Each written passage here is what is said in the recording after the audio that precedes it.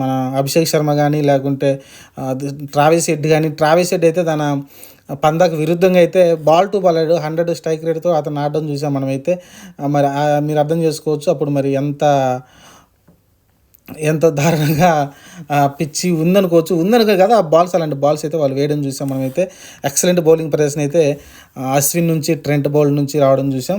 కాకపోతే మీరు గమనిస్తే అశ్విన్ ఫస్ట్ ఇచ్చిన 3 ఓవర్‌లో కేవలం అతను ఇచ్చింది 15 పరుగులే. కానీ లాస్ట్ ఓవర్‌లో మళ్ళీ 16 పరుగులే, 17 వచ్చినాయి. అతను దాదాపు 36 పరుగులు ఇచ్చాడు. ఎందుకంటే లాస్ట్‌లో వచ్చిన ఆ పరుగులే వచ్చినాయి. ఎందుకంటే ఫస్ట్ 3 ఓవర్లు చాలా ఎక్సలెంట్‌గా వేసాడు. 5 ఉంది అసలు ఎకానమీ అయితే పర్ ఓవర్కి అయితే. కానీ లాస్ట్ ఓవర్లో అయితే అతన్నైతే కొట్టడం చూసాం. ఆ తర్వాత సందీప్ శర్మ కూడా ఫస్ట్ 2 ఓవర్లు కూడా అసలు చాలా 6 రన్స్ ఏమి ఇచ్చాడు అనుకుంటా. అంత స్కోర్ తక్కువ అయితే ఇవ్వడం చూసాం. ఆ తర్వాత అతను కూడా లాస్ట్లో కొట్టారు. కాకపోతే ఇక్కడ టార్గెట్ చేసింది ఒకే ఒక అతన్ని, చాహల్‌ని.